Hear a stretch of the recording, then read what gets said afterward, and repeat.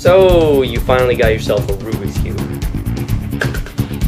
And after staring at it for a few hours, you decided, what's the worst that can happen? After trying to solve it for another hour, you decided you were screwed. You've tried spinning it, turning it, throwing it, punching it, kicking it, jumping on it. You've even tried blowing it up. Luckily, you don't need to look further. The video you're watching is the quickest tutorial on the web on solving the cube, where you can watch, pause, and rewind this crash course on the cube and master it within 15 minutes. So what are you waiting for? Grab your cube and let's solve it. Roll the intro sequence.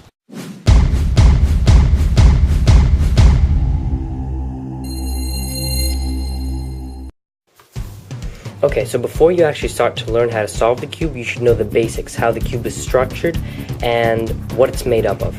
Now, the first thing you should know is that the cube has 6 sides, and the sides are green, white, blue, yellow, orange, and red. Now, the cube consists of 3 layers: the first layer, the second layer, and the third layer. The cube has 3 different types of pieces. There's the centerpiece, which is one color and it never changes, it never moves. The second type of piece is an edge piece, which has 2 colors, for example, this green and white edge. And then the third type of piece is a corner, which has 3 colors, which is green, white, and orange. The centers and the edges and the corners are referred to by their appropriate colors. Alright, so now that you know the basics of the cube, we can go on to solve it. Now that we've got this cube all mixed up, we're ready to go.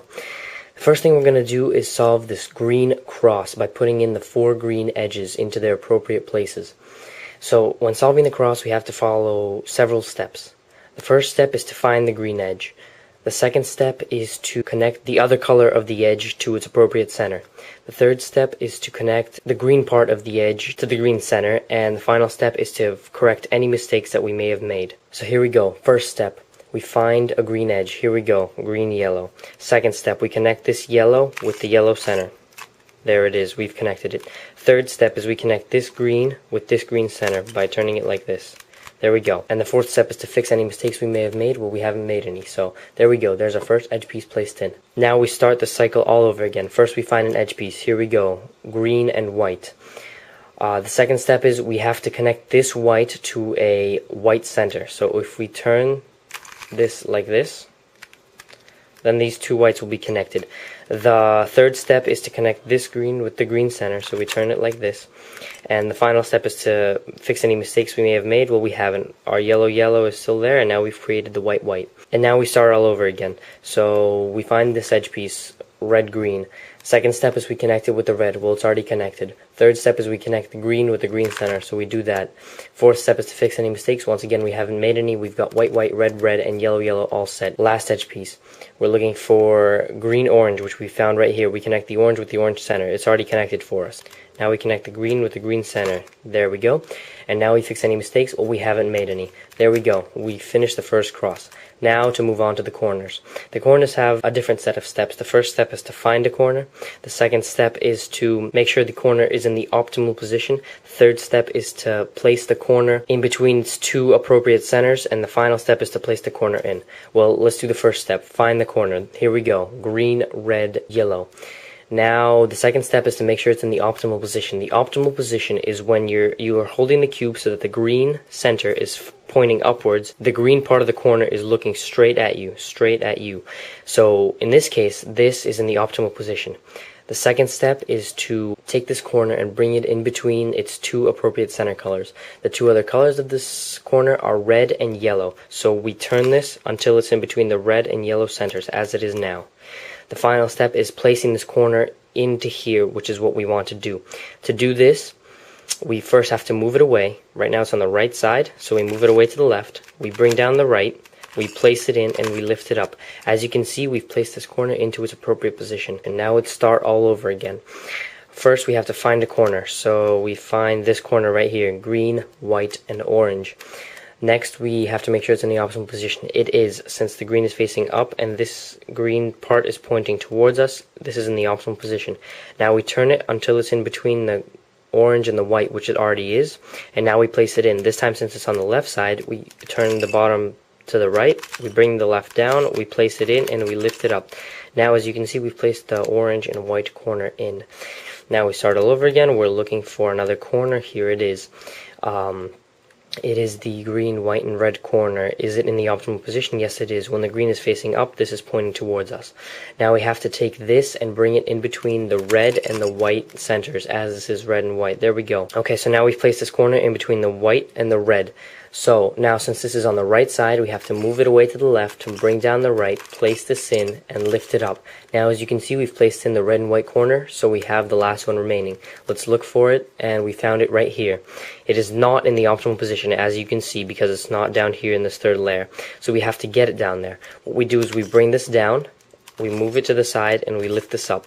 Now, as you can see, we've got this corner down here in the optimal position because it's facing us while this is facing upwards. Now, the colors of this corner is orange and yellow, so we turn this here, and since this is on the left, we move it to the right, we bring down the left, we place this in, we lift it up. Now, as you can see, we've placed in all four corners, and we've done all four edges, so now we can move on to the second layer. Alright, now that we have solved the entire first layer, we're ready to move on to the second layer. The second layer consists of 4 edges, 1, 2, 3, and 4. To solve the second layer, we need to remember a couple of steps also. First, we have to find the edge, then we have to align the edge with its appropriate center, and then we have to place the edge in. So here we go. What we're doing is we're looking in this third layer for an edge that doesn't have blue, because none of these colors that we're going to be trying to solve for in the second layer have the color blue. So we're looking for an edge such as this orange and white one that does not have blue. Now that we've located it, we'll move on to step 2, aligning it with its appropriate center. What we have to do is we have to turn third layer until this color is the same as this center color. There we go. We've aligned 2 oranges. Now what we have to do is place it in, and this is very simple and you'll learn it really quickly. First, you have to look at this color. It's white. Now you have to find the white center. It'll either be on the left, as it is here, or it'll be on the right. In this case, it's on the left.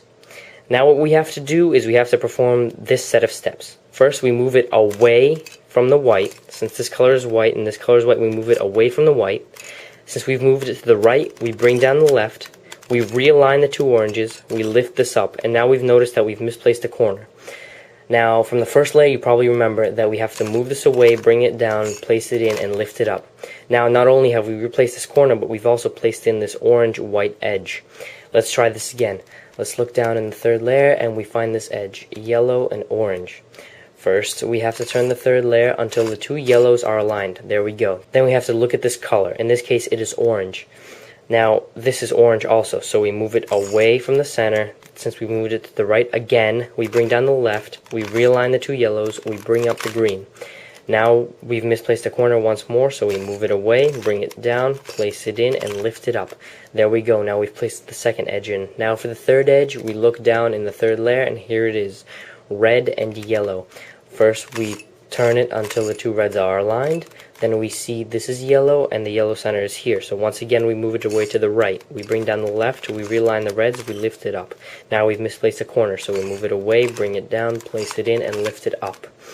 Now we've placed in the yellow and red edge, so all we have left to do is to place in the last one. But the last one is already in place, but turned incorrectly. So we have to put some random edge piece into here. How do we do this? Well, we place it in as though this was red and white. So pretend that this color was white. Here's the white, so we move it away. Then we bring the right side down, so we move it to the left. We realign the 2 reds, and we lift this up. Then we've misplaced a corner, so we move it away, bring it down, put it in, and lift it up. Now, as you can see, we've placed this red and blue edge piece in, thus taking out this red and white piece. Now we do it like every other edge. We align these 2 reds. We see white here, and white is here, so we move it away to the left. Now we bring down the right. Realign the 2 reds, lift this up. We've misplaced a corner, so let's replace it. We move it away, bring this down, place it in, lift it up. Now, as you can see, we've solved the entire second layer. Alright, now that we've solved the first 2 layers, it's time to try and solve the third layer. The third layer is basically solving all algorithms. Right now, we should be focusing on the blue cross. We're trying to solve the blue cross. So, forget these corners. Don't pay attention to these corners. Just look at these colors. Okay, as you can see, all we have is this blue dot in the middle. When you first solve the first 2 layers and you look down here ready to solve the third layer, it may look either like this with only 1 blue dot, or like this with a sort of L-shaped thing, or like this with this long rod thing, or like this, which is basically the cross. Alright, now back to the dot. When you have this dot without anything else, you can hold the cube whichever way you want, and you have to perform this algorithm. First, you turn the front, then you lift up the right, you turn the top, and you bring the right down. Now you turn the top back, and you turn the front yet again, and now you've created the L shape. Once you have the L shape, you have to hold it so that one part of the L is pointing towards you, and the other part is pointing towards the right, like I am right now. Then you perform the same algorithm. You turn the front, then you lift up the right, then you turn the top like this, turn it away this way, then you bring down the right, then you turn the top back, and you turn the front again.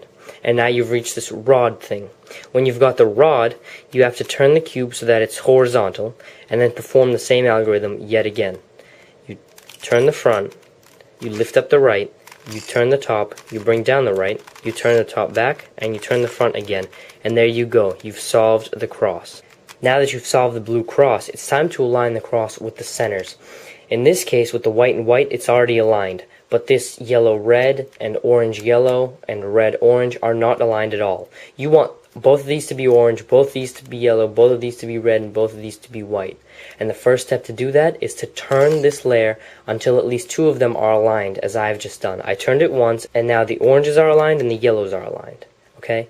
Once you have that, you look at the other two, and as you can see, they're not aligned. White is not the same as red, and red is not the same as white. What you have to do in this case is you have to hold it so that one of the incorrect ones is pointing towards the right, and the other one is pointing towards you. And now what you have to do is perform this algorithm. You lift up the right, you spin the top twice, you bring the right down, you bring the top back, you lift up the right again, you place it in, and you bring it down. Now, if you turn the top once more, you see that you've preserved your cross, but the whites are aligned, the reds are aligned, the yellows are aligned, and the oranges are aligned. Now that you've aligned the cross, it's time to move on to the corners. Solving the corners of the Rubik's Cube requires two steps.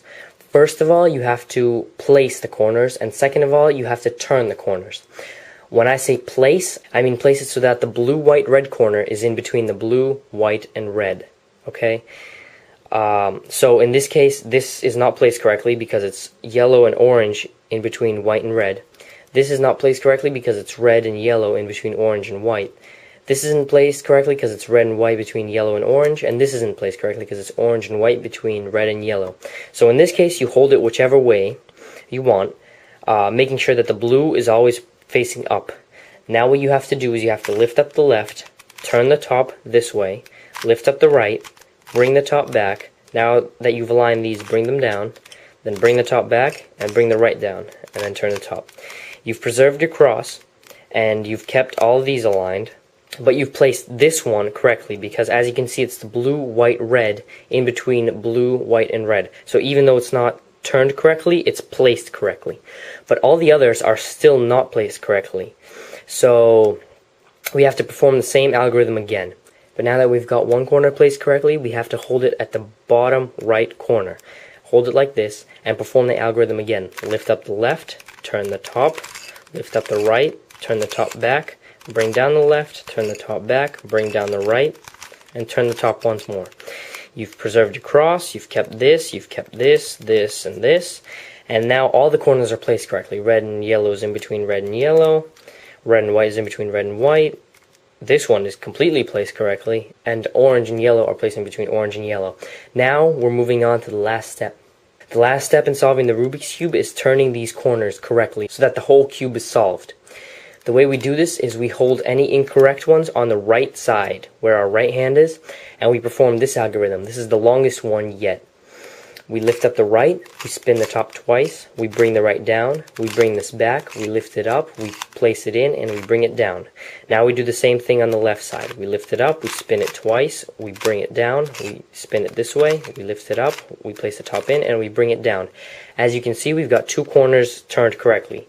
Now it's time to turn these two corners correctly also. So now we're going to perform the same algorithm again. We hold these two on the right side because they're both wrong, and we lift up the right, we spin the top twice, we bring the right down, we bring this back, we lift this up, we place it in, and we bring it down. Now we do the same thing on the left. We lift it up, we turn it twice, we bring it down, we turn the top again, we lift it up, we place it in, and we bring it down. Even though the cube still isn't solved, all we need to do is perform this algorithm one more time, so watch closely. We're holding it on the right side, and we're lifting up the right, we're spinning it twice, we're bringing this down, bringing the top back, lift this up, place the top in, and bring it down. Do the same thing on the left side, lift the left up, spin it twice, bring it down, bring it back, lift it up, place it in, and bring it down. And here you go. Congratulations, you've just solved your Rubik's Cube. Now, hopefully you're solving a fully solved Rubik's Cube in your hands right now. Keep practicing these techniques and you'll literally be able to solve this in under a minute. Now, go show off to your friends your newfound skills with the Rubik's Cube. Also, if there was anything I missed, just leave me a comment or a video response with your particular case of the Rubik's Cube, and I'll post another tutorial explaining to you in particular how to solve your case. Because I think there were some things I missed in the corners and the edges part of the tutorial, because the cube that I was solving was pretty simply configured already. So if you have some sort of question or some sort of corner that you can't put in right, or some sort of edge that you can't align with the cross, just leave me a comment or video response and I'll try to respond to it as quickly as possible. Anyways, thanks for watching. I hope this tutorial really helped you. Make sure to like and comment on my video. I always want to know what I can do better next time. And yeah, go have fun solving your Rubik's Cube.